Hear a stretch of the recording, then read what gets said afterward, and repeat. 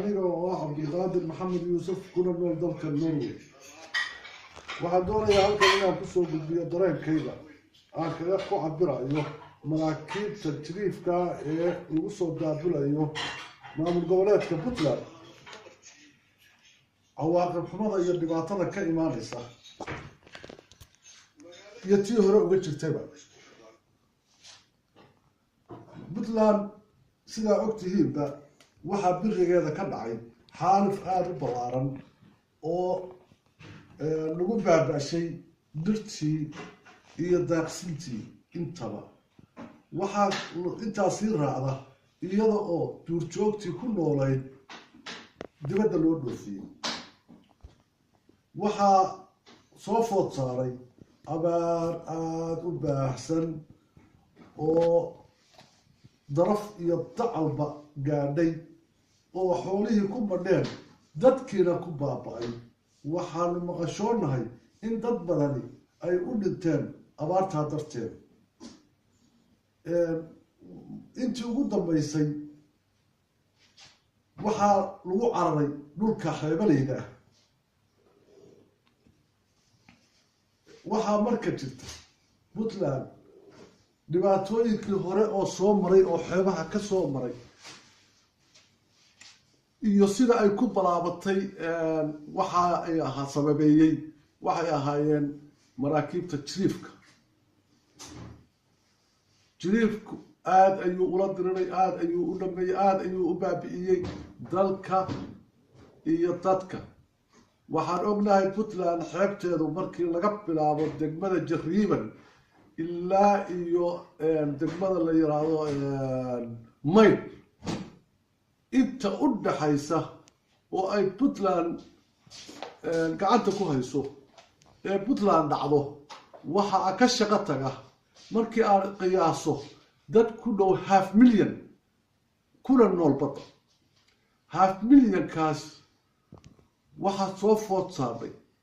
oo hore u jirtay dhibaato ka soo martay maraakiibta jiriifka iyo dawladaha shisheeye waxa maraakiibtooda waxay baaba'sheen dhulkii kalluunku geli jiray waxay laayeen dadkii oo ay xabad la dhaceen waxay mareen kuwo shaqaysanaya oo ilaa iyo hadda la yahay waxay ka carareen meydadkii dadkii ay mareen iyo dadkii ay laayeen waxay qaateen qalabkii ay dadku ku shaqaysanayeen hadda ka hor burcadbadeeduna waxa ay ku balaabatay oo asaaskeedu ahaa waa arrimaha noocaasa hadda iyo dambay waxay tahay Puntland waxay ku soo daabulaysaa maamulka Puntland wuxuu ku soo daabulayaa maraakiib xeebaha Puntland ay ka taliso maraakiibtaasoo wata qalab adduunka ka mamnuuc ah oo qaadaya oo xaanta oo baabi'inaya godadkii iyo dhagxyadii ay geli jireen kalluunku u geli jiray waxa waa keligii noolaasho dhowr nin baa ku noolaanaya dadka 500,000 ee inta aan soo sheegay u dhaxaya iyo dadka ay sabood garayaan ee magaalooyinka waaweyn ku nool waxa weeyaan dhibaato ayay u horseedeen dhibaatay rabaan inay u geystaan koox yar ayaa rabta inay keligood noolaato oo khidmad yar ka qaadato maraakiibtaas meel looma dan laha magaalo looma dan laha reer looma dan laha reer Puntland oo dhan baa loo dan leeyahay reer Puntland waa farqura waxaan ka codsanayaa dadka ku nool degmada Jariiban ilaa iyo Mayn dadka ku nool ee xeebaha jooga waxaan ka codsanayaa inay si wada jira u kulmaan si wada jirana u wada shaqeeyaan ugana hortagaan cadawgooda ah jiriif iyo wixii garhayaga ka ah waxaan kula dardaarmayaa ummadda Soomaaliyeed kaligii noolaasho waa laga baxay dadkii abaartu soo leysay ee xeebaha ku cararay iyo kuwii hore u joogaba waa loo soo dhigtay xaalifkii ugu dambeeyay ayaa ka dhacaya Soomaaliya meel walba waa la iibshay baddi baa la iibshay dekadii baa la iibshay ayraboorradii baa la iibshay hantidii dawladaha la iibshay waxa marka ay sheegayaan inaad ka soo horjeesataan lana dagaalantaan iskana dhicisaan